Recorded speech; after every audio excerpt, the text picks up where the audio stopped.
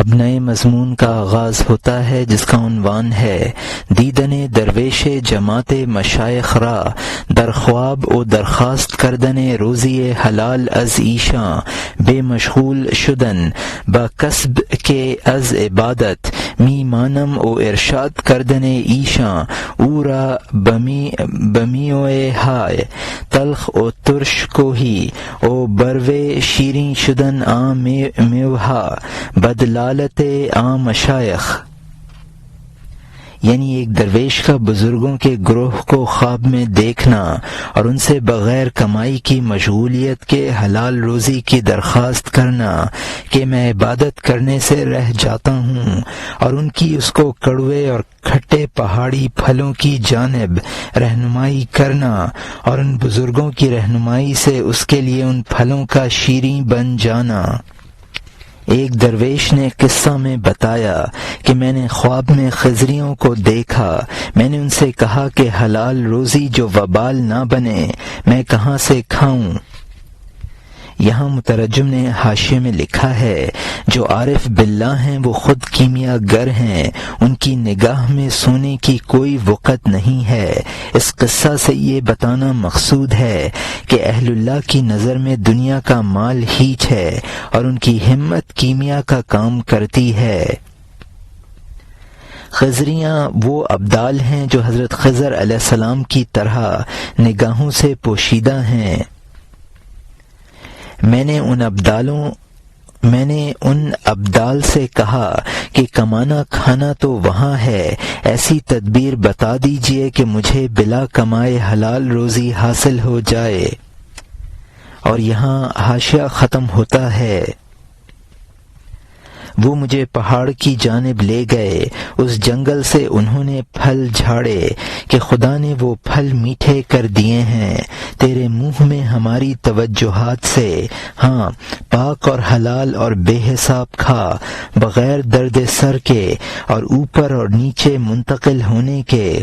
پھر اس رزق سے مجھ میں ایسی قوت گویائی رونما ہوئی کہ میری گفتگو کا ذوق عقلوں کو حیران کر دیتا تھا۔ میں نے کہا اے دنیا کے پالن ہار، یہ فتنہ ہے، وہ انعام عطا فرما جو سب سے پوشیدہ ہو۔ میری قوت گویائی جاتی رہی، میں نے مطمئن دل پا لیا، ذوق لطف سے میں انار کی طرح کھلتا تھا۔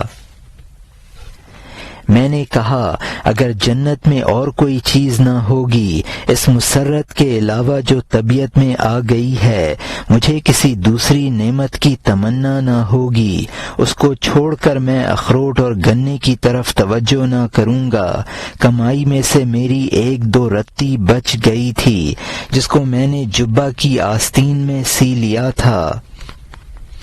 یہاں مترجم نے حاشیے میں لکھا ہے وہ لوگ مجھے جنگل میں لے گئے، انہوں نے جنگلی پھل جھاڑے اور اللہ تعالی سے دعا کی کہ میرے لیے وہ کڑوے کسیلے پھل میٹھے ہو جائیں۔ ان پھلوں کے کھانے سے میرے کلام میں وہ شیرینی پیدا ہو گئی کہ لوگ اس پر فریفتہ ہونے لگے۔ اولیاء اللہ کو اپنی شہرت اور عوام میں مقبولیت ناگوار ہوتی ہے۔ وہ لطف کلام کی کیفیت پھر زائل ہو گئی جو عوام کی گرویدگی کا سبب تھی، اور دل میں ایک جذبہ مسرت پیدا ہو گیا۔ وہ قلبی کیفیت اس قدر پرمسرت تھی کہ اگر جنت میں صرف وہی حاصل ہو تو اور کسی چیز کی تمنا کی ضرورت نہیں ہے۔ اور یہاں حاشیہ ختم ہوتا ہے۔ اب نئے مضمون کا آغاز ہوتا ہے جس کا عنوان ہے نیت کردن او کہ این زربدیں ہیزم کش دہم چوں من روزی حلال یافتم بکرامت مشائخ و رنجیدن آں ولی ہیزم کش از ضمیر و نیت او، یعنی اس کا سوچنا کہ یہ سونا میں اس لکڑہارے کو دے دوں جبکہ میں نے بزرگوں کے کرامات سے روزی پا لی ہے، اور اس لکڑہارے ولی کا اس کے دل کی بات اور نیت سے رنجیدہ ہونا۔ ایک درویش لکڑیاں لا رہا تھا، تھکا ہارا جنگل سے آیا۔ میں نے سوچا کہ میں روزی سے بے نیاز ہوں، اس کے بعد مجھے روزی کی فکر نہیں ہے۔ ناگوار پھل میرے لیے عمدہ ہو گئے ہیں، خاص رزق جسم کو حاصل ہو گیا ہے۔ چونکہ میں حلق کے معاملے سے فارغ ہو گیا ہوں، چند رتیاں ہیں، یہ میں اس کو دے دوں، اس مصیبت بھرنے والے کو یہ سونا دے دوں تاکہ وہ 2-3 دن کے لیے وہ خوراک سے مطمئن ہو جائے۔ اس نے خود میرے دل کی بات جان لی، کیونکہ اس کی شمع میں اللہ تعالی کی شمع کا نور تھا۔ اس کے لیے ہر خیال کا راز آئینہ کے اندر کے چراغ کی طرح تھا۔ یہاں مترجم نے حاشیے میں لکھا ہے کہ میں تو جنگلی پھلوں پر گزارا کر لیتا ہوں، لہٰذا مجھے اب کھانے پینے کی کوئی فکر نہیں ہے، اب مجھے اپنے حلق اور کھانے کی فکر نہیں ہے۔ وہ 2-3 دن میرے اس عطیہ سے اپنے کام چلا لے گا۔ اس کے قلب کو اللہ تعالی کے نور کی روشنی حاصل تھی، وہ لکڑہارا روشن ضمیر تھا، دل کی بات اس پر اس طرح ظاہر ہو جاتی تھی جس طرح چراغ شیشے کے لیمپ میں سے نظر آ جاتا ہے۔ اور یہاں حاشیہ ختم ہوتا ہے۔ دل کی کوئی بات اس سے نہ چھپتی تھی، وہ دلوں کے مضمون سے واقف تھا، وہ خود بخود آہستہ بڑبڑایا، وہ عجب احوال والا میرے خیال کے جواب میں، تو شاہوں کے بارے میں ایسا سوچتا ہے، اگر وہ تجھے رزق نہ دیں تجھے رزق کیسے ملے؟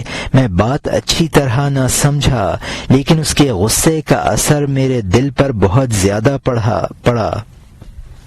یہاں مترجم نے حاشیے میں لکھا ہے، وہ بڑبڑایا چونکہ اس سے کرامات ظاہر ہو رہی تھیں۔ رزقوں کا انتظام ابدال کے سپرد ہوتا ہے، میں ان کی بات تو نہ سمجھا، لیکن ان کے غصے کا اثر میرے قلب پر ظاہر ہوا۔ اور یہاں حاشیہ ختم ہوتا ہے۔ وہ شیر کی طرح ہیبت سے میری جانب آیا، ایندھن کا گٹھر کمر سے نیچے رکھ دیا۔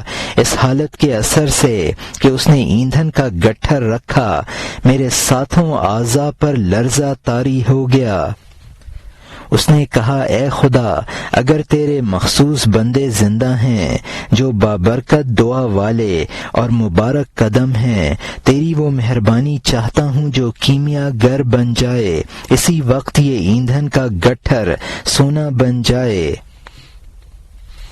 یہاں مترجم نے حاشیے میں لکھا ہے، وہ لکڑہارا بزرگ لکڑیوں کا گٹھر زمین پر ڈال کر شیر کی طرح میری طرف آیا تو میں اس کی ہیبت سے کانپنے لگا۔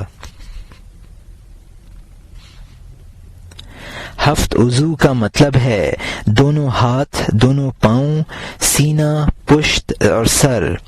اس لکڑہارے نے کہا، اے خدا، اگر تیرے مقربان بارگاہ زندہ ہیں جن کی دعا مقبول ہوتی ہے تو میں تیری وہ مہربانی چاہتا ہوں جس سے یہ سب لکڑیاں سونے کی بن جائیں۔ اور یہاں حاشیہ ختم ہوتا ہے۔ میں نے اسی وقت دیکھا کہ ایندھن سونا ہو گیا، عمدگی سے زمین پر آگ کی طرح چمک رہا تھا۔ میں اس اثنا میں دیر تک بے ہوش رہا، جب میں حیرانی کے بعد ہوش میں آیا۔ اس کے بعد اس نے کہا، اے خدا، اگر وہ بڑے لوگ بہت غیرت مند اور شہرت سے بھاگنے والے ہیں، اس کو پھر ایندھن کا گٹھر بنا دے بلا تاخیر، اسی حالت پر جیسا کہ تھا۔ اسی وقت وہ سونے کی شاخیں ایندھن کا گٹھر بن گئیں، اس کے معاملے میں عقل و نظر مست ہو گئی۔ یہاں مترجم نے حاشیے میں لکھا ہے، اس کی دعا سے وہ لکڑیاں سونے کی ہو گئیں۔ لکڑیوں کا سونا بن جانے کے بعد اس نے دعا شروع کر دی کہ تیرے مقبول بندے چونکہ شہرت سے بھاگتے ہیں اور میری کرامت شہرت کا باعث بن جائے گی، لہٰذا تو ان لکڑیوں کو اصل حالت پر کر دے تاکہ میری شہرت نہ ہو۔ چنانچہ وہ لکڑیاں پھر اصل حالت پر ہو گئیں۔ اس کی دعا سے وہ لکڑیاں پھر اصل حالت پر آ گئیں۔ اور یہاں حاشیہ ختم ہوتا ہے۔ اس کے بعد اس نے ایندھن کا گٹھر اٹھایا اور چل دیا شہر کی جانب میرے سامنے سے تیز اور گرم۔ میں نے چاہا کہ اس شاہ کے پیچھے جاؤں، اس سے مشکل باتیں پوچھوں اور سنوں۔ اس کی اس ہیبت نے مجھے باندھ دیا۔ عوام کے لیے خواص کے سامنے کوئی راستہ نہیں رہتا ہے، وہ اور اگر کسی کے لیے راستہ ہو کہہ دو وہ سر قربان کرے، کیونکہ وہ ان کی رحمت اور کشش سے ہوتا ہے۔ اس توفیق کو بہت غنیمت سمجھ جب تو کسی صدیق کی صحبت حاصل کر لے، نہ کہ اس بے وقوف کی طرح جس کو شاہ کا قرب حاصل ہو اسی وقت آہستگی اور آسانی سے راہ سے بھٹک جائے۔ جب وہ اس کو قربانی کا زیادہ حصہ عطا کریں تو وہ کہنے لگے گا کہ شاید گائے کی ران ہے، اے جھوٹے یہ گائے کی ران نہیں ہے، تجھے گدھے پن سے گائے کی ران دکھائی دے رہی ہے، یہ بغیر رشوت کے شاہوں کا تحفہ ہے، یہ شفقت سے خالص بخش ہے۔ اور یہاں مترجم نے حاشیے میں لکھا ہے جب لکڑیاں اصل حالت پر ہو گئیں تو وہ ان کو لے کر چل دیا۔ میں اس قدر مرعوب ہوا کہ میرے پاؤں نہ اٹھے۔ جو اللہ تعالیٰ کے مخصوص بندے ہوتے ہیں عوام کی وہاں تک رسائی نہیں ہوتی ہے، اگر ہوتی بھی ہے تو یہ ان بزرگوں کی کشش ہوتی ہے، لہٰذا اس پر قربان ہو جانا چاہیے۔ صدیق کا مطلب وہ شخص ہے جو ولایت کے آخری مراتب پر ہو۔ یہ نہ ہونا چاہیے کہ قرب حاصل ہوتے ہی گمراہی اختیار کر لے۔ مشہور ہے کہ کسی بادشاہ نے اعلیٰ درجے کے دمبوں کی قربانی کی اور فقراء میں تقسیم کی۔ ایک فقیر کو ایک ران ملی، اس نے دمبا کی ران اس قدر فربا کبھی نہ دیکھی تھی، تو بولا یہ گائے کی ران ہے، یعنی اس نے انعام کو نہ پہچانا اور قدر نہ کی۔ وہ فقیر جھوٹا تھا، وہ ران اعلیٰ قسم کے دمبا کی تھی، یعنی اس کی صحبت کی قدر و قیمت کو پہچاننا چاہیے اور اس کی ناقدری نہ کرنی چاہیے۔ اور یہاں حاشیہ ختم ہوتا ہے۔ اب نئے مضمون کا آغاز ہوتا ہے جس کا عنوان ہے تحریض کردن سلیمان علیہ السلام رسولہ را بر تاجیل کردن بہجرت بلقیس بحر ایما، یعنی حضرت سلیمان علیہ السلام کا قاصدوں کو ایمان لانے کے لیے بلقیس کی ہجرت میں جلدی کرنے کی ترغیب دینا۔ جیسا کہ شاہ سلیمان علیہ السلام نے جنگ میں بلقیس کی جماعت اور لشکر کو کھینچ لیا کہ اے عزیزو جلد جلد آ جاؤ، کیونکہ سخاوت کے سمندر میں موجیں اٹھنے لگی ہیں۔ یہاں مترجم نے حاشیے میں لکھا ہے پہلے بتایا تھا کہ بزرگوں کی صحبت ان کی کشش سے حاصل ہوتی ہے، اب حضرت سلیمان علیہ السلام کے واقعہ سے سمجھاتے ہیں کہ بلقیس اور اس کی قوم کا حضرت سلیمان علیہ السلام تک پہنچنا یہ حضرت سلیمان علیہ السلام کی کشش سے تھا۔ اس وقت رحمت خداوندی کا سمندر جوش میں ہے، جلد کر فیضیاب ہو جاؤ گے۔ اور یہاں حاشیہ ختم ہوتا ہے۔ بغیر کسی خطرے کے ساحل کی جانب پھینک رہا ہے، ہر وقت اس کی موج کا جوش سینکڑوں موتی۔ اے ہدایت پانے والو، ہم نے دعوت دے دی، کیونکہ اس وقت رضوان نے جنت کا دروازہ کھول دیا ہے۔ پھر سلیمان علیہ السلام نے کہا اے قاصدو جاؤ بلقیس کی جانب اور اس دین کے گرویدہ ہو جاؤ۔ پھر اس سے کہو مکمل طور پر یہاں آ جائے جلد، کیونکہ اللہ تعالی سلامتی کی طرف بلاتا ہے۔ ہاں اے دولت کے طالب جلد آ جا، کیونکہ اس وقت انعامات اور دروازے کی کشادگی ہے۔ اے وہ کہ جو طالب نہیں ہے تو بھی آ جا، تاکہ تو اس باوفا دوست سے طلب حاصل کر لے، تو ادہم رحمت اللہ علیہ کی طرح جلد ملک کو خیر بات کہہ دے تاکہ تو اس کی طرح ہمیشگی کی سلطنت حاصل کر لے۔ یہاں مترجم نے حاشیے میں لکھا ہے، وہ سمندر جوش میں ہے اور کنارے پر سینکڑوں موتی پھینک رہا ہے، جلد آ کر ان کو حاصل کر لو۔ حضرت سلیمان علیہ السلام نے فرمایا، اس وقت جنت کے دروازے کھل گئے ہیں اور دعوت عام ہے، یعنی میرا پیش کردہ دین اختیار کر لو اور ستارہ پرستی چھوڑ دو۔ اور یہاں حاشیہ ختم ہوتا ہے، اب نئے مضمون کا آغاز ہوتا ہے جس کا عنوان ہے سبب ہجرت سلطان ابراہیم ادہم رحمت اللہ علیہ و ترک کردن ملک خراسان، یعنی حضرت ابراہیم ادہم رحمت اللہ علیہ کی ہجرت کا سبب اور خراسان کی سلطنت کو چھوڑ دینا۔ وہ شاہ رات کو تخت پر سوئے ہوئے تھے، محافظ بالا خانے پر نگرانی میں تھے۔ شاہ کا مقصد محافظوں سے یہ بھی نہ تھا کہ ان کے ذریعے رندوں اور چوروں کو دفع کریں، وہ جانتا تھا کہ وہ منصف ہے، حادثے سے بے نیاز ہے، مطمئن دل ہے۔ مقاصد کا محافظ انصاف ہوتا ہے، نہ کہ رات کو بالا خانے پر ڈنکا پیٹنے والے۔ لیکن رباب کی آواز سے ان کا مقصد وہ تھا جو اس خطاب کے خیال کے مشتاقوں کا ہوتا ہے۔ یہاں مترجم نے حاشیے میں لکھا ہے کہ حضرت سلیمان علیہ السلام نے قاصدوں سے کہا کہ تم بلقیس سے جا کر کہو کہ سب یہاں آ جائیں اور سلامتی اختیار کر لیں۔ جو اب طالب بھی نہیں ہے وہ بھی آ جائے، یہاں آ کر طلب صادق پیدا ہو جائے گی۔ حضرت ابراہیم ادہم رحمت اللہ علیہ نے خراسان کی سلطنت چھوڑ کر فقیری اختیار کر لی تھی۔ عادل بادشاہ کو پہرے داروں کی ضرورت نہیں ہوتی ہے۔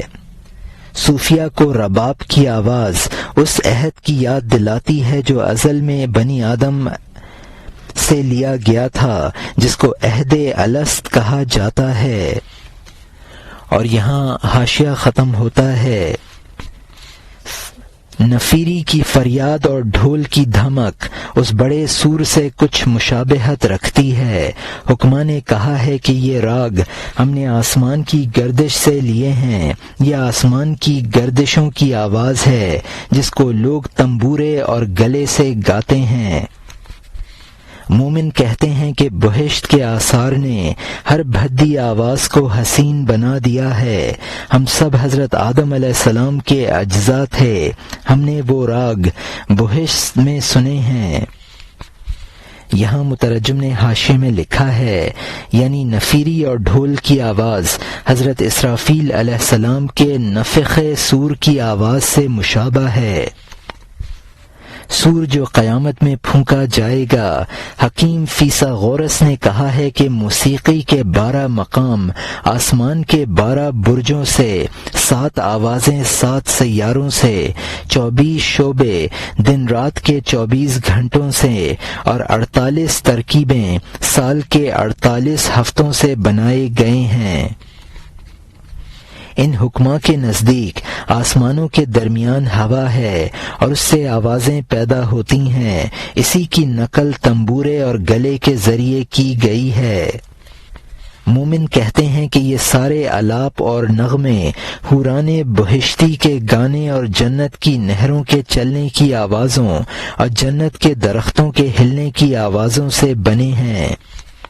ہم اگرچہ براہ راست جنت میں نہ تھے کہ وہاں سے ان کو سنتے، لیکن چونکہ ہمارے بابا آدم علیہ السلام وہاں تھے اور ہم انہی کے اجزاء ہیں، لہٰذا ہم بھی وہاں سے سنتے ہیں۔ ہم نے بھی وہاں سنے تھے۔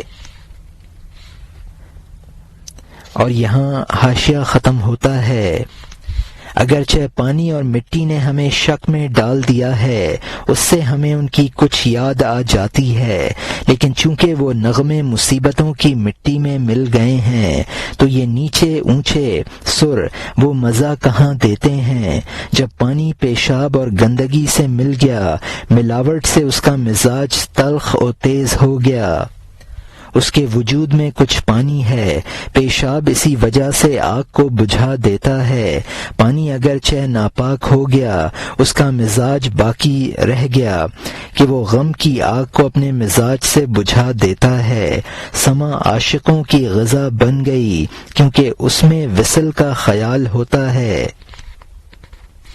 یہاں مترجم نے حاشیے میں لکھا ہے، اس آب و گل کی دنیا نے ہمیں جنت کی پوری باتیں بھلا دی ہیں، پھر بھی کچھ یاد باقی ہے، چونکہ اب وہ نغمے ہمارے جسم سے پیدا ہو رہے ہیں جو آب و گل سے بنا ہے، اس لیے اب اس زیر و بم سے وہ مستی پیدا نہیں ہوتی جو جنت میں طاری ہوتی تھی۔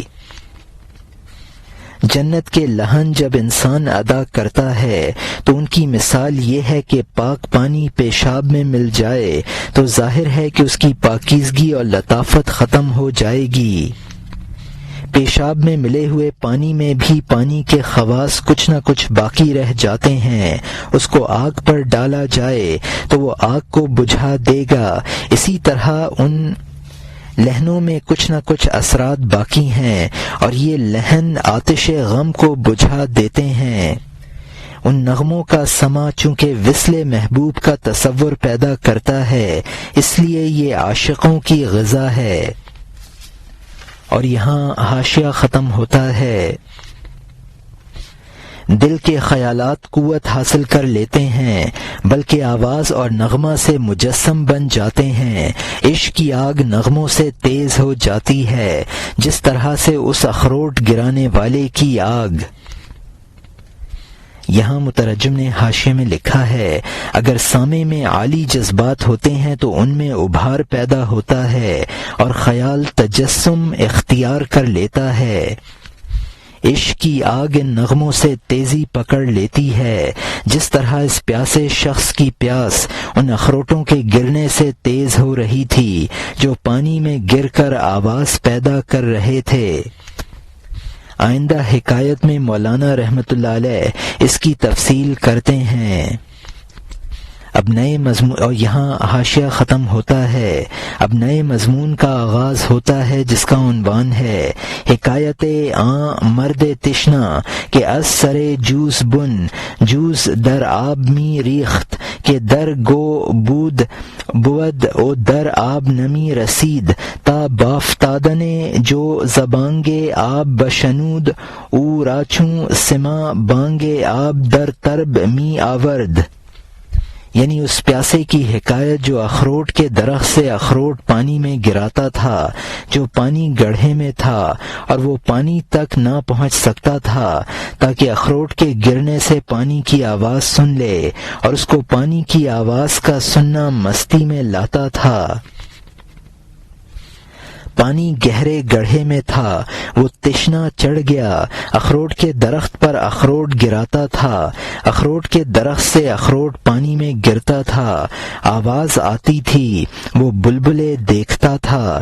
ایک عقل مند نے کہا، اے نوجوان رہنے دے، خود اخروٹ تجھے پیاسا کر دیں گے، اکثر پھل پانی میں گرتے ہیں، پانی گہرائی میں تجھ سے دور ہے، دیکھ اکثر پانی میں گرتے ہیں، ان کو پانی لے جاتا ہے، تجھے اس سے کیا فائدہ جب تک تو اوپر سے نیچے اترے گا، اے بہادر پانی تیرے اخروٹ غائب کر چکا ہوگا۔ اس نے کہا، اس جھاڑنے سے میرا مقصد اخروٹ نہیں ہے، غور سے دیکھ، اس ظاہر پر نہ ٹھہر۔ یہاں مترجم نے حاشیے میں لکھا ہے، یہ شخص پیاسا تھا، پانی گہرے گڑھے میں تھا، یہ پانی تک پہنچ نہ سکتا تھا، تو اس نے اخروٹ کے درخت پر چڑھ کر اخروٹ توڑ کر پانی میں پھینکنے شروع کر دیے۔ اخروٹ کے پانی میں گرنے سے جو آواز پیدا ہو رہی تھی، یہ اس سے لطف اندوز ہو رہا تھا۔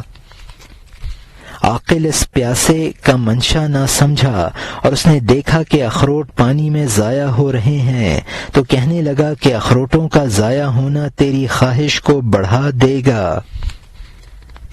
پانی ان اخروٹوں کو اپنے اندر لے لیتا ہے، تیرے اخروٹ پانی کے اندر ڈوب کر غائب ہو جائیں گے۔ اخروٹ پھینکنے والے پیاسے نے اس عقل مند سے کہا کہ میرا مقصد اخروٹ توڑنا نہیں ہے، غور کر، مقصد دوسرا ہی ہے۔ اور یہاں حاشیہ ختم ہوتا ہے۔ میرا مقصد یہ ہے کہ پانی کی آواز آئے، میں یہ بلبلے بھی پانی پر دیکھوں۔ دنیا میں پیاسے کا کام خود کیا ہوتا ہے، ہمیشہ حوض کے چاروں طرف چکر کاٹنا، نہر کے گرد اور پانی کے گرد اور پانی کی آواز کے گرد، اس حاجی کی طرح جو صحیح کعبہ کا طواف کرنے والا ہے۔ اسی طرح اس مثنوی سے میرا مقصود اے ضیاء الحق حسام الدین تو ہی ہے۔ یہاں مترجم نے حاشیے میں لکھا ہے کہ اخروٹ توڑ کر اس لیے پھینک رہا ہوں کہ اس کے گرنے سے پانی کی آواز سن سکوں اور پانی کے بلبلوں کو دیکھ سکوں۔ پیاسے کا یہی شغل ہوتا ہے کہ وہ حوض کے چکر کاٹے، پانی اور نہر کے چکر لگائے اور پانی کی آواز سنے۔ اور یہ اس کا گھومنا ایسا ہی ہے جیسا کہ حاجی کعبہ کا یا مرید شیخ کا طواف کرتا رہتا ہے۔ جس طرح پیاسے کا مقصود پانی کا طواف اور حاجی کا مقصود کعبہ کے طواف ہے، اسی طرح مثنوی سے میرا مقصود اے حسام الدین تم ہو۔ اور یہاں حاشیہ ختم ہوتا ہے۔ مثنوی بنیادوں میں اور ابتدا میں سب تیرے لیے ہے اور تجھ پر ہی اس کی انتہا ہے، تجھ سے اور تیری امداد سے درخواست ہے، تیری مہربانیوں اور مدد پر بھروسہ ہے۔ مثنوی اصول اور فروع میں تیرے جھنڈے کی طرف رجوع کرتی ہے۔ مثنوی عروج اور غروب میں پوری تیری ملکیت میں ہے اور تو نے قبول کر لیا ہے۔ تیرے قبول کر لینے میں عزت اور نصیبہ وری ہے، کیونکہ تو جان کا حاکم اور دل کا شاہ ہے۔ بادشاہ اچھے اور برے کو قبول کر لیتے ہیں، جب قبول کر لیتے ہیں پھر کبھی رد نہیں ہوتا۔ جب تو نے پودا لگایا ہے اس کو پانی دے، جب تو نے کشادگی دی ہے گرہ کھول دے۔ میرا مقصد اس کے الفاظ سے تیرا راز ہے، میرا مقصد اس کے لکھانے سے تیری آواز ہے۔ یہاں مترجم نے حاشیے میں لکھا ہے، میں اس مثنوی کی ابتدا اور انتہا اور سب کچھ تمہارے لیے ہے۔ میری اس مثنوی کی ابتدا اور انتہا اور سب کچھ تمہارے لیے ہے۔ اس میں تمہاری مدد شامل حال ہے اور مجھے اس کی تکمیل میں تمہاری مہربانیوں اور امداد پر بھروسہ ہے۔ اگر تم نے یہ مثنوی پسند کر لی تو میری نصیبہ وری اور عزت افزائی ہوگی، کیونکہ تم میرے دل و جان کے سلطان اور شاہ ہو۔ بڑے لوگ ہر اچھی بری چیز قبول کر لیتے ہیں اور پھر کبھی اس کو رد نہیں کرتے ہیں۔ اے حسام الدین، جب تو نے مثنوی کا پودا لگایا ہے تو اب اس کی آبیاری کرتے رہو۔ میں مثنوی کے الفاظ میں تمہارے راز اور احوال بیان کر رہا ہوں اور اس کے بولنے میں میری آواز نہیں بلکہ تمہاری آواز کام کر رہی ہے۔ اور یہاں حاشیہ ختم ہوتا ہے۔ میرے نزدیک تیری آواز خدا کی آواز ہے۔ توبہ توبہ، عاشق معشوق سے کب جدا ہے، ناقابل بیان، عقل میں نہ آنے والا اتصال ہے لوگوں کے رب کا لوگوں کی جان سے۔ لیکن میں نے انسان کہا ہے، بن مانس نہیں کہا۔ انسان جان کی جان کو پہچاننے والے کے علاوہ نہیں ہے۔ یہاں مترجم نے حاشیے میں لکھا ہے، یہ آواز اگرچہ تمہارے حلقوم سے نکل رہی ہے لیکن یہ دراصل خدائی آواز ہے۔ تم عاشق خدا ہو، لہذا خدا سے کب جدا ہو۔ اللہ تعالیٰ کا اپنے نیک بندوں سے وہ اتصال ہے جس کی کیفیت ناقابل بیان ہے، اور وہ اتصال کسی قیاس میں نہیں آ سکتا ہے۔ یہ خدائی اتصال انسانوں کے ساتھ ہے، بن مانسوں کے ساتھ نہیں، اور انسان وہی ہے جو اپنے خالق کو پہچان لے۔ اور یہاں حاشیہ ختم ہوتا ہے۔ انسان ہوتا ہے، لیکن انسان کہاں ہے؟ تو نے تھوڑی دیر کے لیے بھی انسان کا راز نہیں دیکھا ہے۔ ما رمیت اذ رمیت، یعنی تو نے نہیں پھینکا جب پھینکا، تو نے پڑھا ہے، لیکن تو ایک مجسمہ ہے، اٹکل میں پھنسا رہ گیا ہے۔ اے بے وقوف، اپنے جسم کے ملک کو بلقیس کی طرح سلیمان علیہ السلام نبی کے لیے چھوڑ دے۔ میں لاحول پڑھتا ہوں، لیکن اپنی گفتگو پر نہیں، بلکہ شبہ کرنے والے کے وسوسہ پر، کیونکہ وہ میری گفتگو پر خیالات لا رہا ہے۔ دل میں وسوسوں اور انکاروں اور بدگمانی کے میں لاحول پڑھتا ہوں، لیکن کوئی علاج نہیں ہے، جبکہ تیرے دل میں میرے خلاف باتیں ہیں، چونکہ میری گفتگو تیرے گلے میں پھنس گئی ہے۔ میں چپ ہو گیا، تو اس کو خود کہہ۔ یہاں مترجم نے حاشیے میں لکھا ہے، بہت سے انسان بشکل انسان ہیں، لیکن ان میں انسانیت نہیں ہے۔ جنگ بدر میں حضور صلی اللہ علیہ وسلم نے ایک مٹھی خاک دشمنوں کی طرف پھینکی، جس سے وہ مبہوت ہو گئے۔ قرآن پاک نے اس کے بارے میں فرمایا، وہ خاک تم نے نہیں پھینکی، ہم نے پھینکی۔ یہ وہ اتصال ہے جو میں سمجھا رہا ہوں، لیکن تو صرف جسم بلا روح ہے اور مرتبہ یقین کو نہیں پہنچ سکا ہے۔ تو اپنے جسم کی سلطنت کو اسی طرح خیر بات کہہ دے جس طرح بلقیس نے حضرت سلیمان علیہ السلام کی خاطر سلطنت کو خیر بات کہہ دیا تھا۔ یہاں آ کر مولانا کو مثنوی کے معترضین کا خیال آ گیا۔ فرماتے ہیں، میں اپنی گفتگو پر لاحول نہیں پڑھتا ہوں، بلکہ ان لوگوں پر پڑھتا ہوں جن کے دلوں میں مثنوی کا انکار اور اس کے متعلق بدگمانیاں ہیں۔ جبکہ مخالفت کی ٹھان لی ہے تو بجز لاحول کے اور کوئی تدبیر نہیں ہے۔ اچھا، اگر میری گفتگو تم لوگوں کے گلے سے نہیں اترتی ہے تو پھر تم اس جیسی مثنوی کہہ دو۔ میرا ایک قصہ سناتے ہیں، اس پر ایک قصہ سناتے ہیں کہ ایک نئے نواز گانے بجاتے ہوئے گوش خارج ہو گیا تو اس نے بانسری اپنے مقت کے حوالے کر دی اور کہا کہ اگر تو اچھا بجانا جانتی ہے تو تو ہی بجا لے۔ اور یہاں حاشیہ ختم ہوتا ہے۔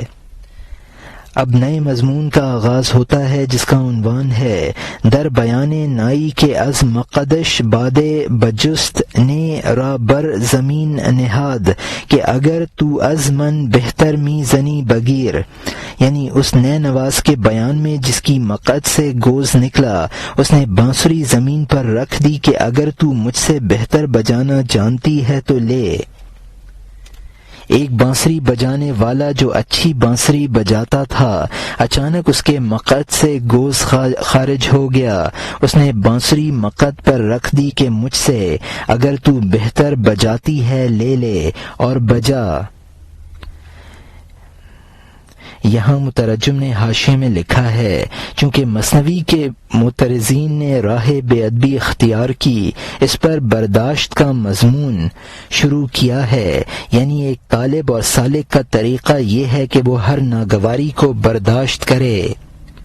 جس کو تو دیکھے کہ وہ دوسرے کی برائی اور شکایت کر رہا ہے تو سمجھ لے کہ وہ خود بد عادت ہے، کیونکہ بدگوئی میں مبتلا ہو گیا ہے۔ اچھی عادت تو اس شخص کی ہے جو بروں کو برداشت کر لے۔ اور یہاں حاشیہ ختم ہوتا ہے۔ اب نئے مضمون کا آغاز ہوتا ہے جس کا عنوان ہے در بیان تحمل کردن از ہر بے ادبے و طریق رفق و مدارات سپردن، یعنی ہر بے ادب کی برداشت اور نرمی اور خاطر تواضع کی راہ اختیار کرنے کا بیان۔ اے مسلمان، راہ طلب میں خود ادب نہیں ہے، ہر بے ادب کو برداشت کرنے کے علاوہ تو جسے دیکھے کہ وہ شکایت کرتا ہے کہ فلاں شخص کی طبیعت اور عادت بری ہے، یہ شکایت وہ کرتا ہے جو خود بد عادت ہے، کیونکہ وہ اس بد خو کی بدگوئی کرتا ہے، کیونکہ اچھی عادت والا وہ ہے جو گوشہ تنہائی میں بد عادت اور بد طبیعت والوں کی برداشت کرنے والا ہو۔ لیکن شیخ کا یہ شکوہ خدا کے حکم سے ہے، نہ کہ غصہ اور لڑائی اور خواہش نفسانی کی وجہ سے۔ یہ شکوہ نہیں ہے، روح کی اصلاح ہے، جیسا کہ پیغمبروں کا شکوہ کرنا نبیوں کی عدم برداشت حکم سے سمجھ، ورنہ ان کی بردباری برے کو برداشت کرنے والی ہے، انہوں نے برائی کے برداشت کرنے میں طبیعت کو مار ڈالا ہے، اگر عدم برداشت ہے تو خدائی ہے۔ اے سلیمان علیہ السلام، کوے اور باز میں اللہ تعالی کا حلم بن جا، تمام پرندوں سے نبھا، بہت بولنے والی بلبل کے پر نہ نوچ، باز اور چکور کو نہ پٹخ۔ یہاں مترجم نے حاشیے میں لکھا ہے، شیخ بھی مرید کا شکوہ کرتا ہے، لیکن اس کا شکوہ لڑائی دنگے اور نفس کے تقاضے کی بنیاد پر نہیں ہوتا ہے، بلکہ خدائی حکم سے مرید کی اصلاح کے لیے ہوتا ہے، اور شیخ کا شکوہ ایسا ہی ہے جیسا کہ انبیاء نے قوموں کا شکوہ کیا ہے۔ انبیاء کا غصہ اور شکوہ خداوندی حکم سے ہوتا ہے، تو وہ نفس امارہ کو مار چکے ہیں، لہٰذا ان کا غصہ نفس کی وجہ سے نہیں ہے، حکم ایزدی سے ہوتا ہے۔ سلیمان سے یہاں مراد شیخ ہے۔ حضرت سلیمان علیہ السلام چونکہ پرندوں کی بولیاں سمجھتے تھے، اس لیے اس مناسبت سے اچھے اور برے انسانوں کو پرندوں کے ناموں سے ذکر کیا ہے۔ اور یہاں حاشیہ ختم ہوتا ہے، اے وہ کہ 200 بلقیسیں تیری بردباری کے مقابلے میں ہیچ ہیں، کیونکہ میری قوم کو ہدایت دے، بے شک وہ نہیں پہچانتی ہے۔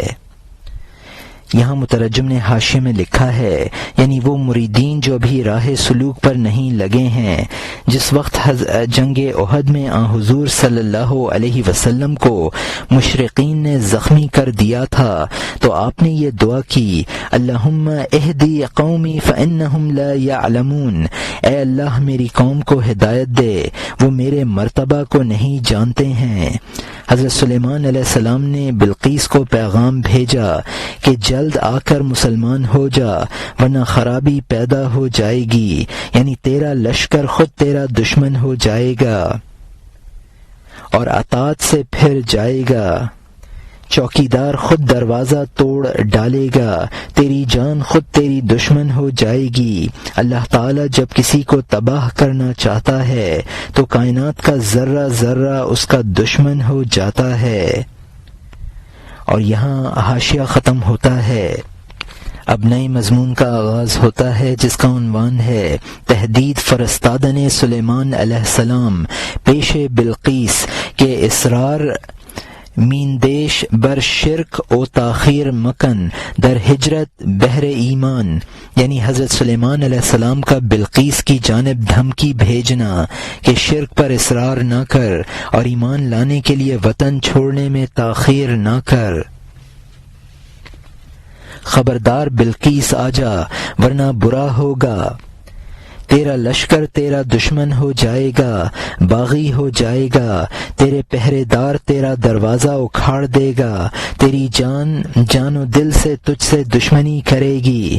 زمین اور آسمان کے سارے ذرے آزمائش کے وقت اللہ تعالی کے لشکر ہیں۔ تو نے ہوا کو دیکھا، اس نے قوم عاد کے ساتھ کیا کیا، تو نے پانی کو دیکھا، اس نے طوفان نوح میں کیا کیا، جو اس غضب کے دریا نے فرعون پر جو حملہ کیا، اور وہ جو اس زمین نے قارون کو دکھایا، اور وہ جو ابابیل نے اس ہاتھی کے ساتھ کیا، اور وہ جو مچھر نے نمرود کی کھوپڑی کھائی، اور وہ کہ حضرت داؤد علیہ السلام نے ہاتھ سے پتھر پھینکا، 300 ٹکڑے ہو گیا اور لشکر کو شکست دے دی۔ حضرت لوط علیہ السلام کے دشمنوں پر پتھر برستے تھے حتیٰ کہ انہوں نے کالے پانی میں غوطہ کھایا۔ اگر میں دنیا کی بے جان چیزوں کے بارے میں بتاؤں، سمجھداری کے ساتھ پیغمبروں کی مدد مثنوی اس قدر ہو جائے گی کہ 40 اونٹ اگر اٹھائیں پورے بوجھ سے عاجز آ جائیں گے۔ یہاں مترجم نے حاشیے میں لکھا ہے، قرآن میں ہے اما عاد فاہلکوا بریح صرصر، یعنی قوم عاد آندھی سے ہلاک کر دی گئی۔ قرآن میں ہے وَأَغْرَقْنَا الَّذِينَ كَذَّبُوا بِآيَاتِنَا، یعنی جن لوگوں نے ہماری آیتوں کی تکذیب کی ان کو ہم نے پانی میں ڈبو دیا۔ قرآن میں ہے فَغَشِيَهُم مِّنَ الْيَمِّ مَا غَشِيَهُم، پس ان کو سمندر نے ڈھانپ لیا۔ قرآن میں ہے فَخَسَفْنَا بِهِ وَبِدَارِهِ الْأَرْضَ، ہم نے اس کو اور اس کے گھر کو زمین میں دھنسا دیا۔ قرآن پاک میں ہے نَجْعَلُهُمْ كَعَصْفٍ مَأْكُولٍ۔ حضرت داؤد علیہ السلام نے 3 پتھر دشمنوں کی طرف پھینکے تو ان کو 100 ٹکڑے ہو کر دشمنوں کے لگے اور وہ ہلاک ہو گئے۔ قوم لوط علیہ السلام سنگسار کی گئی۔ قرآن پاک میں ہے لِنُرْسِلَ عَلَيْهِمْ حِجَارَةً مِّن طِينٍ، تاکہ ہم ان پر مٹی کے پتھر برسائیں۔ اگر تشریح کی جائے کہ جمادات نے انبیاء کی کیا کیا مدد کی ہے تو مثنوی کی ضخامت 40 اونٹوں کے بوجھ کی ہو جائے گی۔ اور یہاں حاشیہ ختم ہوتا ہے۔ ہاتھ کافر کے خلاف گواہی دے دیتا ہے، اللہ کا لشکر بن جاتا ہے، اطاعت کرتا ہے۔ اے قول و فعل میں اللہ کی مخالفت کرنے والے، تو اس کے لشکر کے درمیان ہے، خوف کھا۔ تیرا جوڑ جوڑ بالاتفاق اللہ کا لشکر ہے، اب نفاق سے تیرے فرما بردار ہیں۔ اگر وہ آنکھ کو کہہ دے کہ اس کو تنگ کر، آنکھ کا درد تیری 100 ہلاکتیں پیدا کر دے گا۔ اگر وہ دانتوں کو کہہ دے کہ تکلیف پہنچاؤ تو دانتوں سے سزا پائے گا۔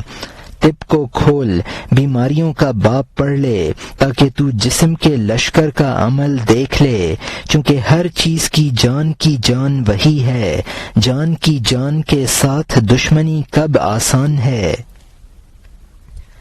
دیو اور پری کے لشکر کو جانے دے، کیونکہ جان کے اندر سے وہ میری جانب سے صف شکنی کر دیتے ہیں۔ اے بلقیس، پہلے سلطنت کو چھوڑ دے، پھر تو مجھے حاصل کر لے گی۔ سب ملک تیری ملکیت ہے۔ جب تو میرے پاس آ جائے گی خود جان لے گی کہ تو میرے بغیر حمام کی تصویر تھی۔ تصویر خواہ بادشاہ کی ہے یا مالدار کی، تصویر ہے اپنی جان سے بے لذت ہے، اس کی رونق دوسروں کے لیے ہے، خواہ مخواہ اس نے آنکھ اور منہ کھول رکھا ہے۔ یہاں مترجم نے حاشیے میں لکھا ہے انسان کا ہر جز قرآن میں ہے وَتُكَلِّمُنَا أَيْدِيهُمْ وَتَشْهَدُ أَرْجُلُهُمْ بِمَا كَانُوا يَكْسِبُونَ، اور ان کے ہاتھ ہم سے کلام کریں گے اور ان کے پاؤں گواہی دیں گے ان کاموں کی جو انہوں نے کیے۔ اللہ تعالیٰ کے مخالف کو ڈرنا چاہیے، وہ اس کی کائنات کے لشکروں میں گھرا ہوا ہے۔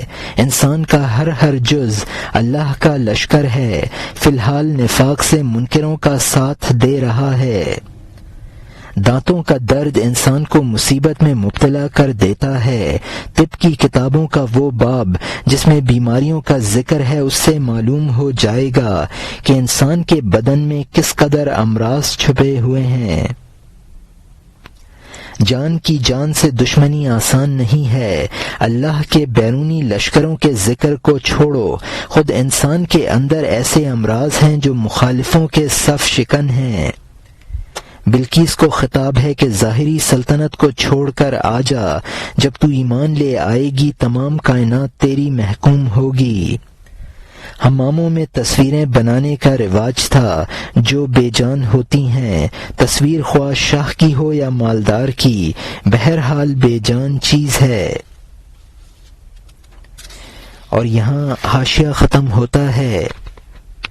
خبردار، تو نے اپنے آپ کو جنگ و جدل میں مصروف کر رکھا ہے، تو نے دوسروں کو اپنے آپ سے جدا کر کے نہیں پہچانا ہے، تو جس صورت میں ہوتا ہے جم جاتا ہے کہ میں یہ ہوں، خدا کی قسم تو وہ نہیں ہے۔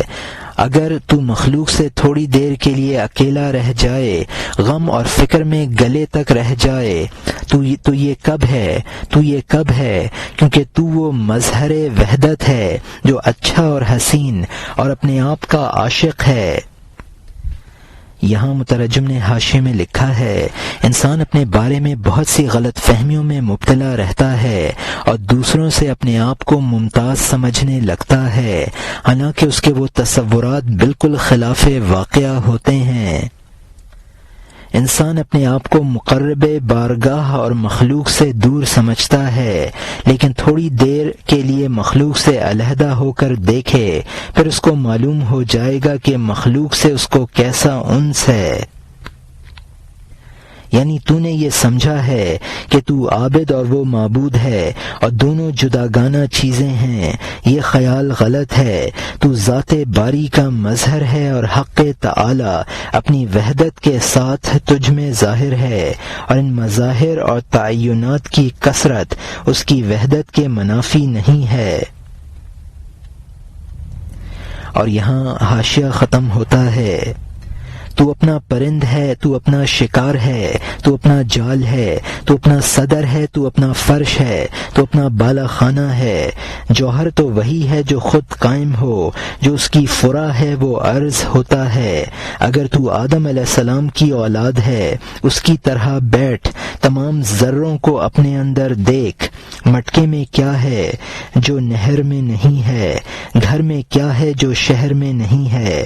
یہ دنیا مٹکا ہے اور دل پانی کے نہر کی طرح ہے، یہ دنیا حجرہ ہے اور دل عجائب کا شہر ہے۔ یہاں مترجم نے حاشیے میں لکھا ہے کہ حضرت حق تعالی قائم بنفسہ ہی ہے، وہی عین موجود ہے، باقی موجودات اس کے شیون ہیں جو اس کے ساتھ قائم ہیں۔ حضرت آدم علیہ السلام تمام ذرات عالم کو اپنی ذات میں مشاہدہ کرتے تھے، کیونکہ ان کی حقیقت تمام حقائق الہیہ اور کونیہ کی جامع تھی۔ ان کی اولاد کو بھی ایسا ہی ہونا چاہیے۔ اس شعر میں عالم کو خم اور خانہ سے تعبیر کیا ہے اور قلب انسانی کو نہر اور شہر سے تعبیر کیا ہے، یعنی جو کچھ عالم میں ہے وہ قلب انسانی میں اس کی وسعت کی وجہ سے بدرجہ اولی ہے۔ انسان عالم کبیر ہے اور دنیا عالم صغیر ہے۔ حضرت سلیمان علیہ السلام نے بلقیس پر واضح کیا کہ اس کو طلب کرنے میں ان کی کوئی ذاتی غرض نہیں ہے، محض لوجہ اللہ اس کو طلب کر رہے ہیں۔ اور یہاں حاشیہ ختم ہوتا ہے۔ اب نئے مضمون کا آغاز ہوتا ہے جس کا عنوان ہے پیدا کردن سلیمان علیہ السلام بلقیس راہ کہ خالصاً لامر اللہ ست جہد در ایمان طوی کذرا غرض نیست مرانا در نقش تود نہ در حسن تو نہ در ملک تو خودبینی چون خشم جانت باز شود بنور اللہ تعالی کے بے غرضی ست۔ یعنی حضرت سلیمان علیہ السلام کا بلقیس پر واضح کرنا کہ تیرے ایمان کے بارے میں کوشش خالصتاً اللہ کے حکم سے ہے، میری ایک ذرہ غرض نہیں ہے، نہ تیرے نقش و نگار میں، نہ تیرے حسن میں، نہ تیری سلطنت میں۔ جب تیری روح کی آنکھ اللہ کے نور سے کھلے گی تو خود جان لے گی کہ سب بے غرضی سے ہے۔ خبردار آ جا، کیونکہ میں دعوت دینے والا رسول ہوں، موت کی طرح میں شہوت کو مارتا ہوں، شہوت والا نہیں ہوں، اور اگر شہوت ہو تو میں شہوت پر حکمران ہوں، نہ کہ شہوت اور بت کے چہرے کا قیدی۔ ہماری اصل کی اصل بت شکنی تھی۔ مثلا خلیل اللہ اور تمام نبی، اگر میں کسی راستے سے بت خانہ میں جاؤں، عبادت خانہ میں بت مجھے سجدہ کریں گے۔ محمد صلی اللہ علیہ وسلم اور ابو جہل بت خانہ میں گئے، اس جانے میں اور اس جانے میں بھاری فرق ہے۔ یہ اندر آئے، بتوں نے ان کے سامنے سر رکھ دیا، وہ آتا ہے تو امتیوں کی طرح سر رکھ دیتا ہے۔ یہاں مترجم نے حاشیے میں لکھا ہے، یعنی میں ایسا رسول ہوں جو لوگوں کو اپنے دین کی دعوت دے۔ موت قاطع شہوت ہے، میں شہوت کی بنیاد پر تجھے آنے کی دعوت نہیں دے رہا ہوں۔ رسول میں اگرچہ عورتوں کی شہوت ہوتی ہے، لیکن وہ شہوت سے مغلوب نہیں ہوتا ہے بلکہ شہوت پر غالب رہتا ہے، یعنی میں کسی حسین کی محبت کا قیدی نہیں ہوں۔ حضرت خلیل اللہ اور دوسرے نبیوں کا کام بت شکنی تھا۔ رسول اگر بت قدا میں جاتا ہے تو بت سرنگوں ہو جاتے ہیں۔ حضور صلی اللہ علیہ وسلم خانہ کعبہ میں گئے تو بت سرنگوں ہو گئے۔ ابو جہل جاتا تھا تو خود ان کے سامنے سرنگوں ہوتا تھا۔ اور یہاں حاشیہ ختم ہوتا ہے۔ یہ شہوت کی دنیا ایک بت خانہ ہے، نبیوں اور کافروں کا گھونسلہ ہے، لیکن شہوت پاک لوگوں کی غلام ہوتی ہے۔ سونا نہیں جلتا کیونکہ وہ کان کا خالص ہوتا ہے۔ کافر کھوٹے ہیں اور پاک لوگ سونے کی طرح ہیں، دونوں شخص اس بھٹی میں ہیں۔ کھوٹا جب داخل ہوا فوراً کالا ہو گیا، سونا داخل ہوا اس کا سونا پن واضح ہو گیا۔ سونے نے ہاتھ پاؤں کو ٹھالی میں ڈالے، وہ سورج کی طرح آگ کے سامنے ہنستا ہے۔ دنیا میں ہمارا جسم پردہ ہے، ہم اس گھاس کے نیچے دریا کی طرح پوشیدہ ہیں۔ اے بے وقوف، دین کے شاہ کو مٹی کا نہ سمجھ، کیونکہ یہ نظر ملعون شیطان نے کی ہے۔ یہاں مترجم نے حاشیے میں لکھا ہے، دنیا شہوت کا گھر ہے اور نبی اور کافر دونوں اس میں مقیم ہیں۔ شہوت پاک لوگوں کی غلام ہوتی ہے اور ان کی مثال سونے کی سی ہے۔ سونا بھٹی میں جا کر اور کھرا بن جاتا ہے۔ کافروں کی مثال طمع شدہ چیز کی سی ہے جو بھٹی میں جا کر کالی اور رسوا ہو جاتی ہے۔ کھرا امتحان میں پڑھ کر اور کھرا بن جاتا ہے، کھوٹے کا کھوٹا پن نمایاں ہو جاتا ہے۔ نبیوں کا مادی جسم ان کا حجاب بن جاتا ہے۔ مومن کا کام نبیوں کی روحانی طاقت کو دیکھنا ہے۔ شیطان نے حضرت آدم علیہ السلام کے مٹی کے جسم کو دیکھا تو ان کا منکر بن گیا۔ اور یہاں حاشیہ ختم ہوتا ہے۔ اس سورج کو کہاں لیپا جا سکتا ہے ایک مٹھی مٹی سے؟ آخر تو مجھے بتا، اگر تو اس پر مٹی اور 100 راکھیں ڈالے، اس کے نور پر وہ نور اس خاک کے اوپر آ جائے گا۔ تنکا کیا ہوتا ہے کہ پانی کا چہرہ چھپائے، مٹی کیا ہوتی ہے کہ سورج کو چھپائے۔ اے بلقیس، شاہ ادہم رحمت اللہ علیہ کی طرح اٹھ کھڑی ہو، اس 2-3 روز کی حکومت سے دھواں اٹھا دے۔ ابراہیم رحمت اللہ علیہ کے احوال پھر جلد کہہ بتا، ان کے سلطنت چھوڑنے کا کیا سبب تھا؟ یہاں مترجم نے حاشیے میں لکھا ہے، انبیاء کی روحانی طاقت اور اوصاف خاکی جسم میں نہیں چھپ سکتے ہیں۔ سورج پر خاک ڈالنے سے وہ نہیں چھپ سکتا۔ دریا کی سطح پر اگر گھاس آ جائے تو دریا کب چھپ سکتا ہے؟ مولانا کا بلقیس کو خطاب ہے کہ ابراہیم ادہم رحمت اللہ علیہ کی طرح تو بھی ملک اور سلطنت کو خیر بات کہہ دے، یعنی اس دنیاوی سلطنت کو پھونک ڈال۔ اور یہاں حاشیہ ختم ہوتا ہے۔